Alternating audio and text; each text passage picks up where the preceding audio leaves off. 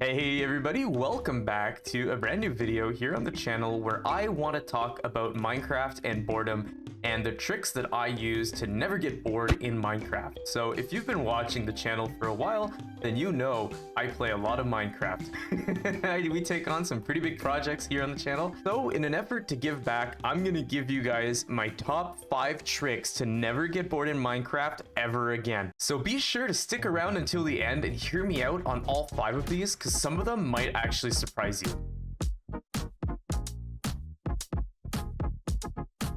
So setting goals can be divided into 2 different sections, which will give you purpose in the game. You can divide it into short-term goals and long-term goals. Now, these 2 types of goals should link together somehow. So let's say, for example, I want to make the fastest horse. Well, that's going to obviously take a really long time, right? But what I can do while I'm breeding up my horses is build a beautiful horse stable. That would be a short-term goal. For me personally, long-term goals are things that should take a really long time to accomplish, but have a really satisfying end to them. So things like beating the Ender Dragon, collecting all the foods, getting all the advancements, things like this are really fun long-term goals that you can just kind of have in the background.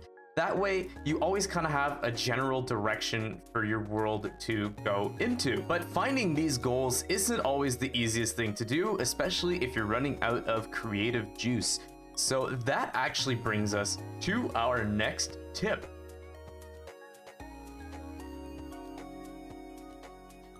Tip number 2 is a bit more difficult to pinpoint for every person, but it's find what makes you tick.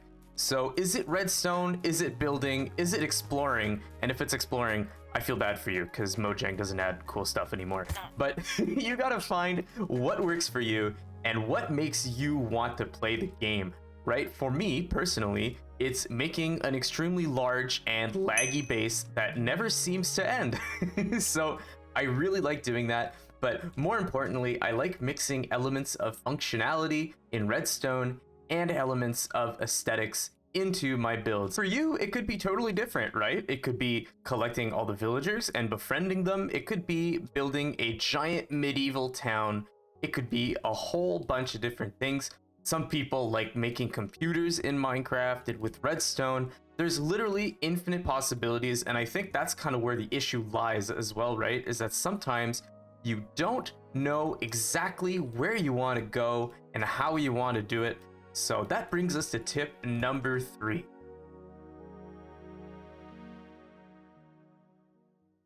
Keep it simple, stupid. No, but for real, the tip is honestly, don't think too far ahead. Don't try to think of what everything's gonna be before you've even started. I think this is where a lot of people get frustrated, is they'll see a big picture on YouTube thumbnail or on Reddit or something, and then they'll try to build that entire thing in one day. But that's not how you should be doing it. Take this castle, for example.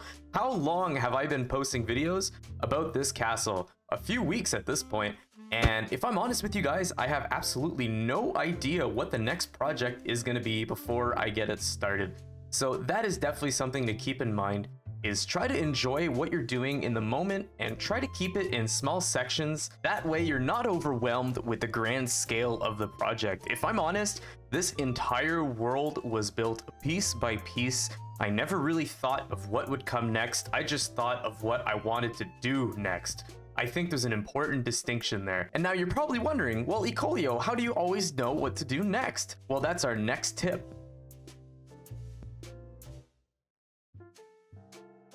Challenging yourself to build new things is a great way to actually get new inspiration. Now, I know that sounds kind of counterintuitive, and man, this rain sucks.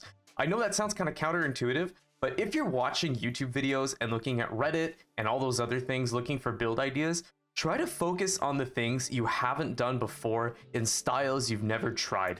That way, you'll actually spend a lot longer making it, for one, so you'll get more playtime in, and you'll learn something new and you'll be more stimulated to keep trying and making it better. And on the same line of ideas, try and avoid tutorials as much as possible. Now, I know this sounds kind of counterintuitive to what I'm saying, but tutorials really suck out your own creativity after a while. If you're always looking at tutorials on how to build houses or how to make machines, you're not really playing your own game. You're kind of just watching other people play the game and you're copying them.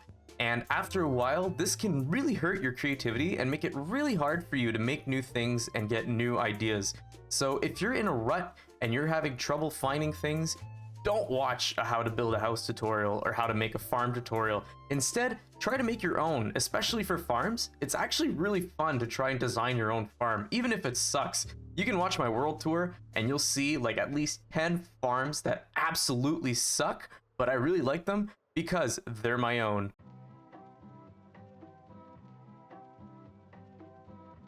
And the last tip that I can give you in this video is to remember to take breaks and find other things that you enjoy.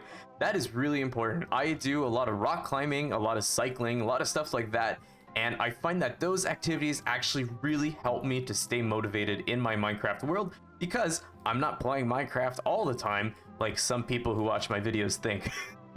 So that's it for today's video. If you enjoyed it and you thought it was useful, don't forget to hit that like button and subscribe if you want to see some more content like this. But until next time, I'll catch you guys in the next Let's Play episode coming to you very soon. Take care, guys. Bye-bye.